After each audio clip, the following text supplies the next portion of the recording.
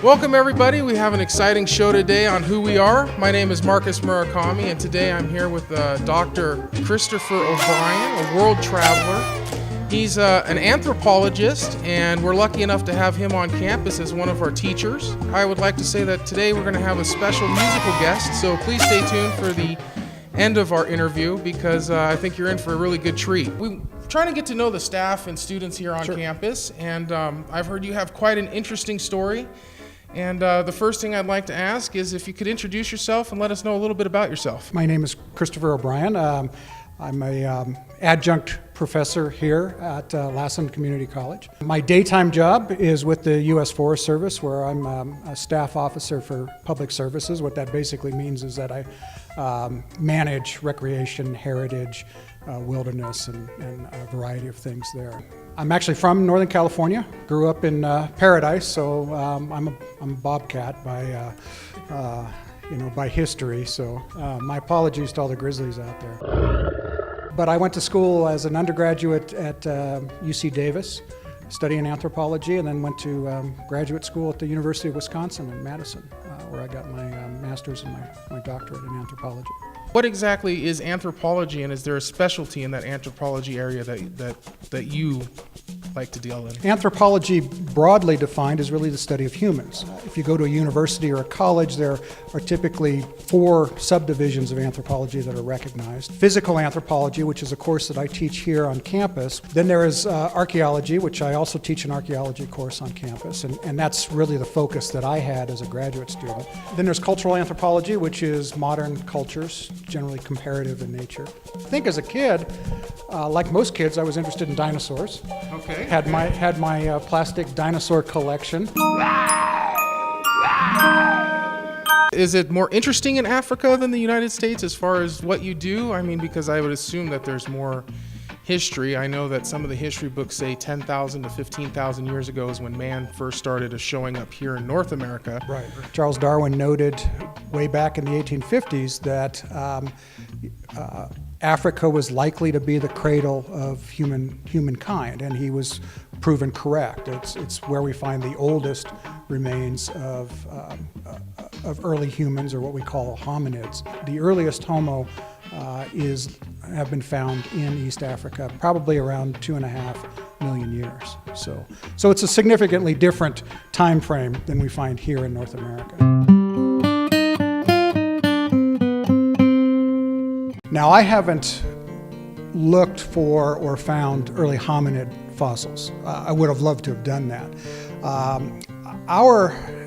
Our interest in our research in East Africa, we were doing something called ethnoarchaeology. And ethnoarchaeology is basically a way of, it's an approach whereby we would actually go out and live with people who still today create sites on the landscape. I was living with a group of people in East Africa called the Hadza. And so they make their living by hunting big game animals, gathering wild plants, and that's how they do it. They don't walk down to the corner grocery store or, things like that. They don't trade, they don't have domesticated animals. They don't grow anything. They live by hunting and gathering. And there are still people worldwide that continue to do that. So we were living with them to see how they would take animals, butcher them, transport them, because we were interested in how those patterns, the patterns of the bone and the tools that they use and the places that they live on the landscape, how those might inform us about interpreting archaeological sites. So history and understanding the past figures directly into how we deal with things today. There's a lot that we can tell from those bones and that dirt and that mud, because everything that people do and how they worked and operated on the landscape leaves a trace behind. And what we are is experts at understanding what those traces mean. Now, you said you lived with a tribe. Were they still considered what we would call a tribe? Yes. I mean, very, banging on the drums, throwing the spears. There's no sort of formal political structure. And they live very, very simply. And it's a good eye-opener, particularly when you come from, an American or European society where you can go to the tap and turn on the running water. That was one of the things that a friend of mine said when he lived with the San in South Africa, and he said that was really key for him. And it was the same with me too. Water became very critical because you can't just go to the tap.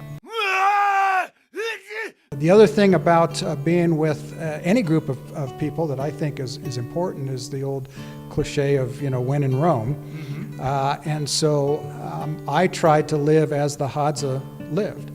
I ate when they ate. I didn't say, wait a minute, I got to stop for lunch. One of the things that was real an eye-opener for me was hunting with the Hadza. They got to when I first went out with them, it was clear that they could sense animals and understand where they were and see and hear them before I ever could. And after living with them for over a year, turns out that we all have those senses, we just don't use them. I got to the point where I could smell zebra before I ever saw them. A Hadza child, a young male, 6, 7, 8 years of age, nobody's ringing the dinner bell at night when the zebra comes in to camp. They're kind of on their own. And so at a very early age, they learn to hunt, to take birds or small reptiles, iguanas or things like that. And they learn very quickly to make ends meet on their own without that support. Was this your first experience abroad, going to Africa? Yes, it was. And how were you received, and how do you now later in life, how do you perceive that experience, and how do you feel about how you were received by the tribe? Was it standoffish at first? Did they accept you right away? Did you have to earn your keep? Yeah, I was definitely accepted. I think it's very important for people to be with other groups of people, especially other cultures. We have this tendency we have this comfort zone where we like the way, we like getting up and having our coffee and going to work and doing whatever we do. We like living in our bubble. We do. And I think it's important for people to understand that there are lots of different people out there. There are lots of different groups, and they do things differently. And you know what? That's okay. What gave you the most comfort out there in the middle of nowhere? Was it a sunset, a sunrise? Was it? I think it was the realization that I was in an environment that people pay tens of thousands of dollars to go to and be in, an air-conditioned vehicle to look at wildlife. I'll never forget one night I had brought some Hadza into the field. They were going to collect honey or something. I had the only Land Rover, so we just drove up. It was right at dusk, and they went off, and I'd been with them all week. I wanted some time alone, and a big male giraffe stepped out. Not more than 20 feet away. I hadn't seen him before. And he just looked at me, and I just stayed very still, and he'd snort because he knew something was not correct. But just watching that animal move through the brush, and here I was right here, that people dream about going. I had lots of encounters like that, and that was just very wonderful. When you got home, what was the first thing you did? It was actually tough being back. I was very used to doing things entirely on my own, without concern for a wife or parents or a child, because I had to do that. I had to learn to do that while I was there, particularly when I was there by myself. And it took me a while to get readjusted to even talking to people. Of course, I have to ask you about creation versus evolution. How do you personally feel about that? Is there a place in your soul for both ideals? First off, I'm a diehard evolutionist. I'm a Darwinianist. That doesn't mean that somebody couldn't wed that with something else, such as creationism, although creationism has its own varieties, and it depends on what kind of creationism you're talking about. What I try to do in my classes, though, is introduce students to science. And I start them off by saying, look, we're going to study science in this course. Now, science is a worldview. There are other worldviews. If you look at a lot of arguments against evolution, it's like, well, evolution says this, and evolution says that, and therefore it can't be true. If evolution actually said those things, yes, I would agree, but that's not what it says. Religion is important. I'm an anthropologist. I understand that. You know, nobody who spends time with other groups of people can deny that religious viewpoints are important. Of course they are. They have been. I don't want to offend anybody, but I'm not going to pull back on my teaching about evolution. We'll just talk about it in terms of that particular one. Well, thank you very much. I really appreciate you coming in today. My pleasure. It has been definitely an eye-opener. So any of you guys out there who would like to broaden your horizons and maybe take up a field that might take you all over the world, definitely sign up for some of your classes next fall. All right, well, as promised, I'm here with Greg, also known as Love You, Miss You. Greg, you're going to play for us right in front of me.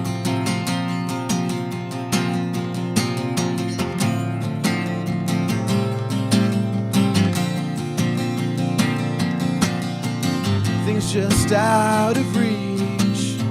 I'm trying to find the things I think will make me smile, but only for a little while. Simplicity is underrated constantly, like snow and trees and skipping heartbeats. All these things I've never done before make me see that there is something more than chasing dreams, more than running after memories. Simple things, useless to me now. Everything I ever wanted or needed was always right in front of me.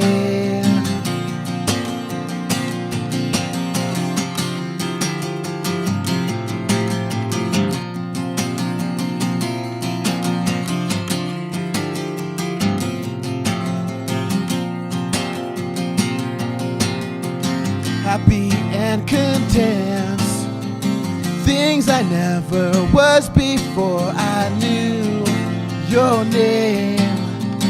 Things won't be the same. School nights losing sleep. Time passes by as we talk about everything. All these things I've never done before make me see that there is something more than chasing dreams, more than running after memories. Simple things, useless to me now. Everything I ever wanted, needed, was always right in front of me.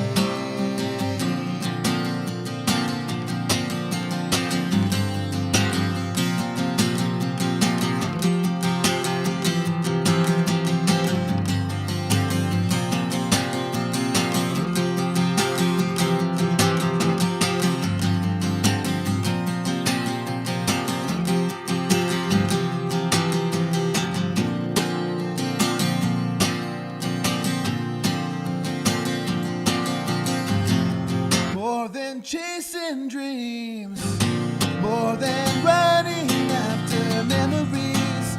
Simple things, useless to